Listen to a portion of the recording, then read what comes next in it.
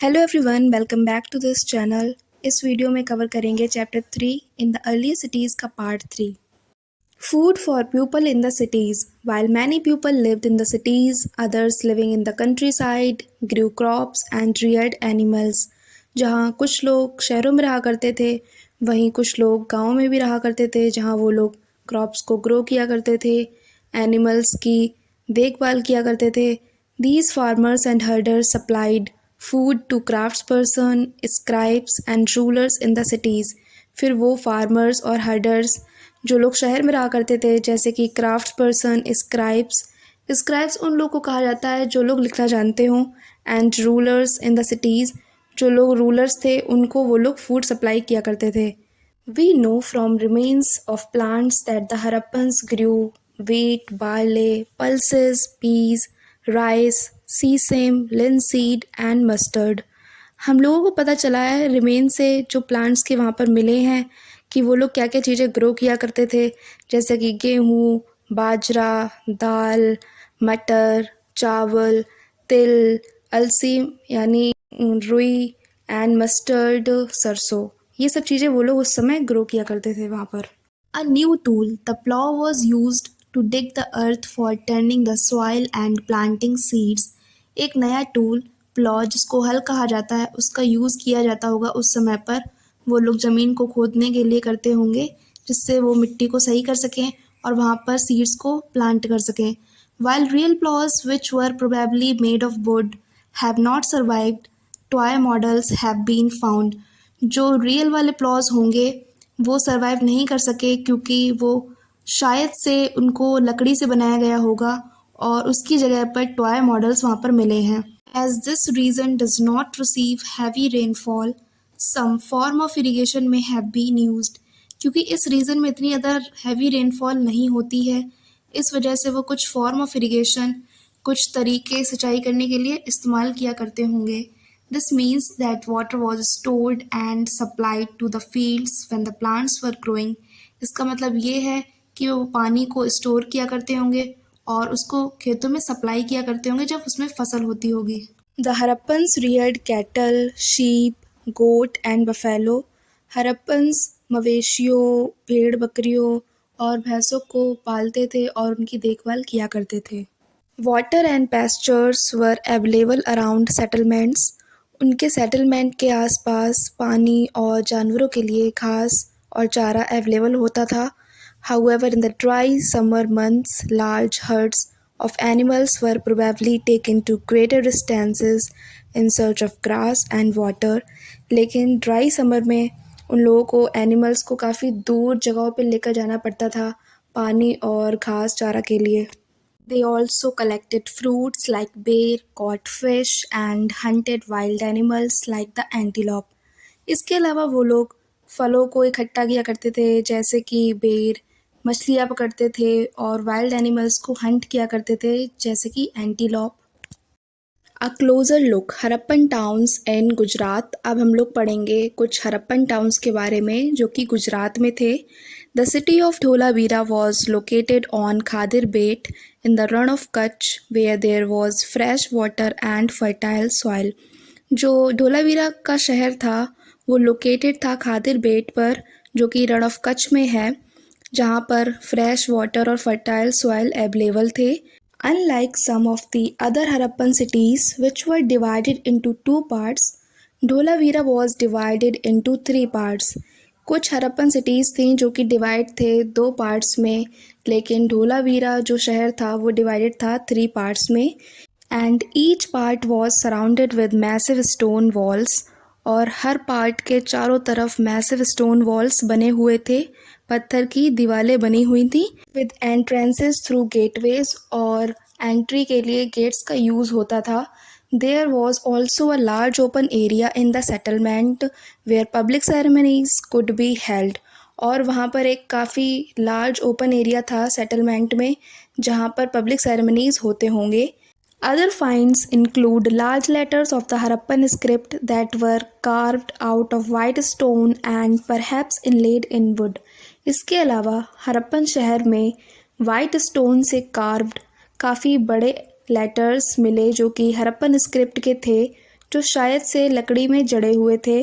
This is a unique find as generally Harappan writing has been found on small objects such as seals. ये काफ़ी unique खोज थी क्योंकि ज़्यादातर जो भी हरप्पन राइटिंग मिली थी वो काफ़ी स्मॉल ऑब्जेक्ट्स पर मिली थी जैसे कि seals. The city of Lothal stood beside a tributary of the Sabarmati in Gujarat, close to the Gulf of Khambat.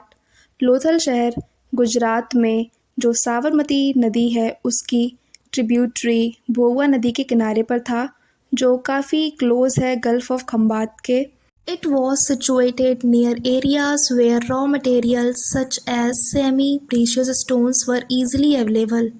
वो ऐसी जगह पर सिचुएटेड था जहाँ पर रॉ मटेरियल्स जैसे कि सेमी प्रेशियस स्टोन्स काफ़ी ईजिली अवेलेबल थे वहाँ पर। This was an important centre for making objects out of stone shell and metal. और ये काफ़ी इम्पॉर्टेंट सेंटर था जहाँ पर स्टोन शेल एंड मेटल का यूज़ करके ऑब्जेक्ट्स बनाए जाते थे। There was also a store house in the city. इसके अलावा वहाँ पर एक स्टोर हाउस भी था।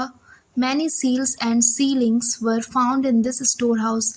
इस स्टोर हाउस में काफ़ी सारे सील्स मिले और सीलिंग्स मिली जो उस स्टोर हाउस में प्रेजेंट थी। A building that was found here was probably a workshop for making beads. इसके अलावा वहाँ पर एक बिल्डिंग मिली जो शायद से एक वर्कशॉप होगी जहाँ पर बीड्स बनाए जाते होंगे। Pieces of stone, half-made beads, tools for bead making and finished beads have all been found here. वहाँ पर स्टोन के पीसेस मिले हैं, कुछ आधे अधूरे बने हुए बीड्स मिले हैं, वहाँ पर टूल्स मिले हैं जिससे शायद वो लोग बीड्स बनाते होंगे और कुछ फिनिश्ड बीड्स भी वहाँ पर मिले हैं।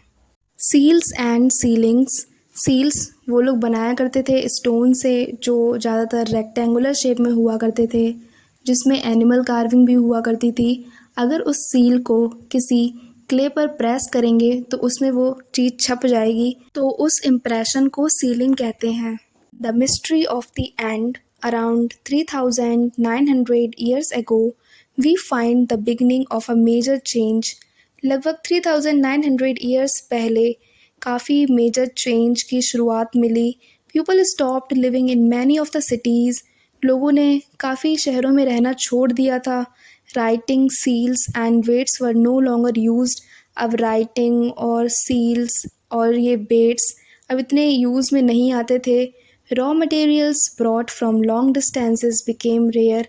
पहले वो लोग रॉ मटेरियल्स काफ़ी दूर से लेकर आया करते थे, लेकिन अब ये काफ़ी कम हो चुका था।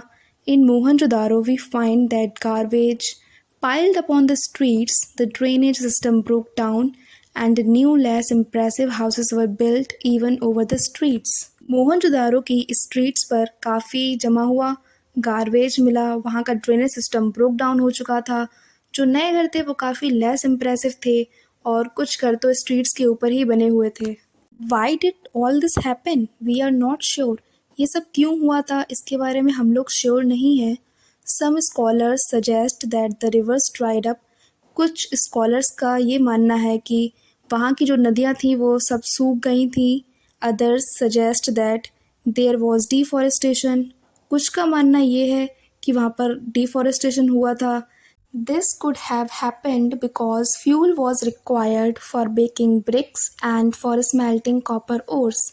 ये शायद इस वजह से हो सकता है क्योंकि वो लोग ईंटों को बेक किया करते थे और कॉपर ओर्स को स्मेल्ट किया करते थे। इस वजह से उनको फ्यूल की रिक्वायरमेंट होती थी। शायद इस वजह से वहाँ पर डिफॉरेस्टेशन हुआ होगा। Besides, grazing by large herds of cattle, sheep and goat may have destroyed the green cover.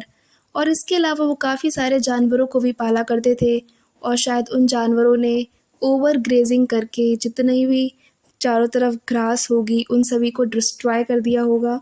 In some areas there were floods. इसके अलावा कुछ जगहों पर बाढ़ भी आई थी। But none of these reasons can explain the end of all the cities. लेकिन जितने भी सारे यहाँ पर रीजन्स दिए गए हैं वो एक्सप्लेन नहीं कर पा रहे हैं कि उन सारे शहरों का एंड कैसे हुआ। Flooding or a river drying up would have had an effect in only some areas. बाढ़ आना या फिर नदी का सूखना, इसका इफ़ेक्ट सिर्फ कुछ एरियाज़ पर ही पड़ा होगा। It appears as if the rulers lost control. ऐसा लगता है कि वहाँ के जो रूलर्स थे उन्होंने अपना कंट्रोल खो दिया होगा. In any case, the effects of the change are quite clear.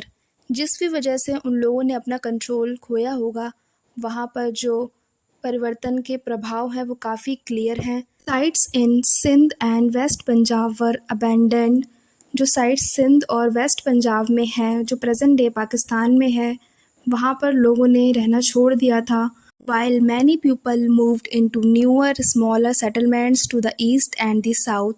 इसके अलावा काफ़ी लोग नए और छोटे छोटे सेटलमेंट्स जैसे कि ईस्ट और साउथ में वहाँ पर मूव कर गए थे. New cities emerged about 1400 years later. इसके बाद जो नए शहर इमर्ज हुए वो 1400 ईयर्स बाद हुए. You will read about them in chapter 5 and 8. उन सभी शहरों के बारे में हम लोग चैप्टर 5 और 8 में पढ़ेंगे. चैप्टर 3 यहीं पर फिनिश होता है. आज की वीडियो को यहीं पर एंड करते हैं. Thanks for watching.